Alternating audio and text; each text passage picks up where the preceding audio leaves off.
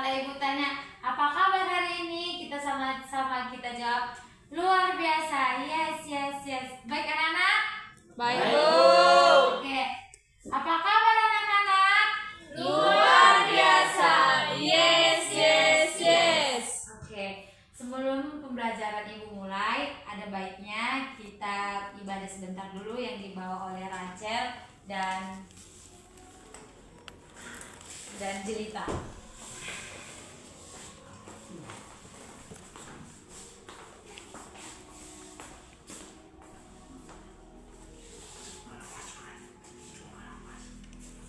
Mari kita bernyanyi hari ini 1, 2, 3 ya.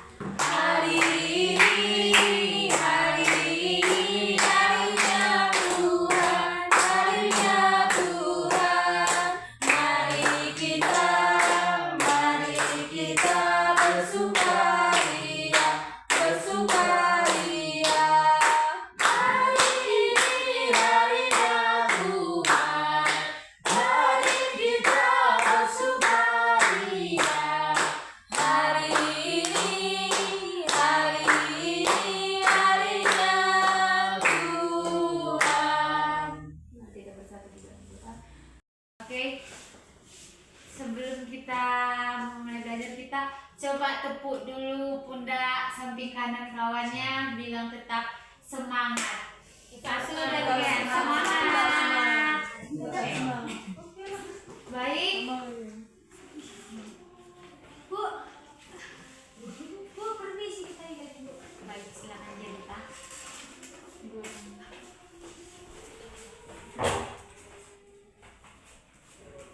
Yang menjadi pembelajaran kita pada pagi hari ini, sama-sama kita bacakan boleh? 1, 2, 3 ya.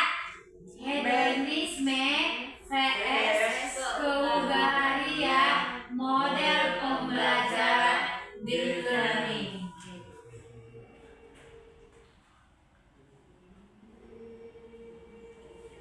Baik, Ibu akan menjelaskan sedikit pengertian dari hedonisme, yaitu filosofinya menjadikan kesenangan dan kenikmatan sebagai tujuan hidup yang berfokus pada kepuasan diri, baik secara fisik dan emosional. Contohnya berbelanja, hiburan, baik dalam kita menyukai makanan dan pakaian. Kehilangan tujuan hidup jangka panjang, baik secara potensi boros maupun kecanduan dalam hal negatif, yaitu dia terkadang dia merasa tidak puas, selalu merasa kekurangan, terus dia selalu beranggapan dirinya itu tidak cukup. Kita masuk ke dalam pengertian keugaharian, yaitu filosofinya menjadikan kesederhanaan, kebijakan, dan pengendalian diri sebagai fokus hidup, yang berfokus pada memenuhi kebutuhan yang wajar tanpa berlebihan. Adapun ciri-ciri keugaharian itu tidak berlebihan dalam kesenangan duniawi, mengutamakan nilai moral dan spiritual, serta bisa mengendalikan hawa nafsu. Dampak keugaharian positif yaitu kehidupan lebih terkontrol dan stabil, mencapai kebahagiaan jangka panjang, menguatkan diri spiritual dan moral. Yaitu ada juga dampak negatifnya, yaitu bisa terasa kurang seru, bagian terbiasa, keseringan instan. Yaitu Ibu jelaskan sedikit, bisa merasa kurang seru, yaitu merasa kurang seru itu dia merasa tidak cukup akan dirinya. Nanti siapa yang paling cepat dia bisa menjawab. Yaitu pertanyaan Ibu, bagaimana kalian melihat gaya hidup teman sebaya? Dan yang kedua, apakah mungkin memadukan hedonisme dan keugaharian dalam kehidupan saat ini? Kalau ada yang tahu Ayo, Bu. bisa menjawab, boleh maju ke depan. Baik Bu, saya mencoba menjawab pertanyaan yang pertama. Bagaimana kalian melihat gaya hidup teman sebaya? Ya, kalau kita melihat hidup teman gaya sebaya itu, pertama kita lihat penampilannya. Ya, yang mana gaya penampilannya itu baik sebagaimana dia melihat tata perpakaiannya. Jadi kita akan mengetahui profesi seseorang itu dari mana dia berpenampilan. Contohnya seorang pendeta, seorang pendeta pasti memakai jas, memakai jas warna hitam atau warna apa itu. Tetapi kita lihat dia apa kegiatan yang dia lakukannya.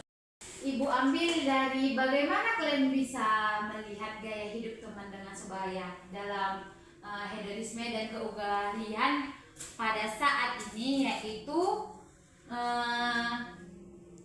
apa namanya, kita contohnya di bawah umur boleh memakai baju crop top atau celana pendek dalam lingkungan sosialnya. Tidak, Bu. Oke, baik, jawabannya tidak. Karena apa?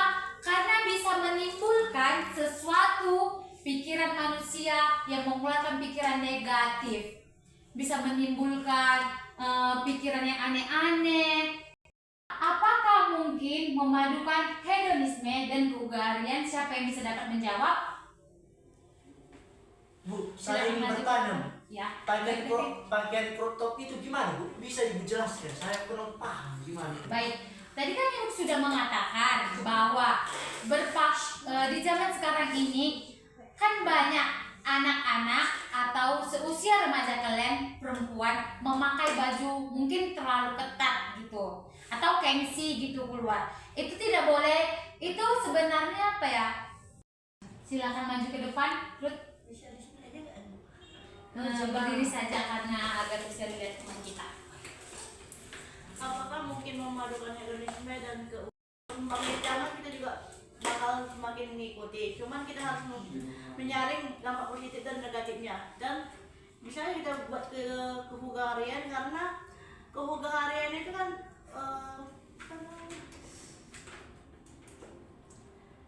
intinya Bu, kalau dibuat jadi positif, hedonisme dan kehugarian itu Bisa satu, bisa sama satu, terkadang ada juga tidak bisa satu.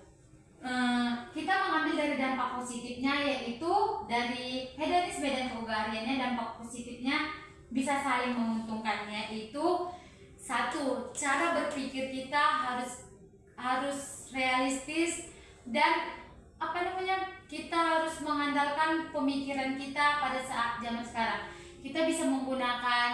Kita bisa mengikuti zaman gaya sekarang dengan berpakaian sopan. Terus kita bisa menggunakan sosial media dengan dampak yang positif.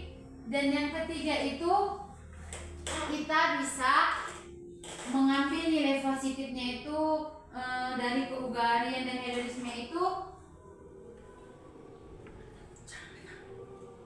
yaitu hedonisme dan keugalian menawarkan cara yang berbeda mencapai kebahagiaan. Pilihan gaya hidup mempengaruhi kualitas hidup, moral dan spiritual, serta keseimbangan ideal, yaitu menikmati hidup tapi tetap bijak. Boleh kita ulangi sama-sama kesimpulan kita baca sama-sama. 1, 2, 3 ya. hedonisme dan keugalian menawarkan cara berbeda mencapai kebahagiaan. Pilihan gaya hidup mempengaruhi kualitas hidup, moral dan spiritual, keseimbangan ideal, menikmati hidup tapi tetap bijak. Oke, baik, sekianlah dari pembelajaran kita pada pagi hari ini anak-anak. Mari kita bersatu di dalam doa.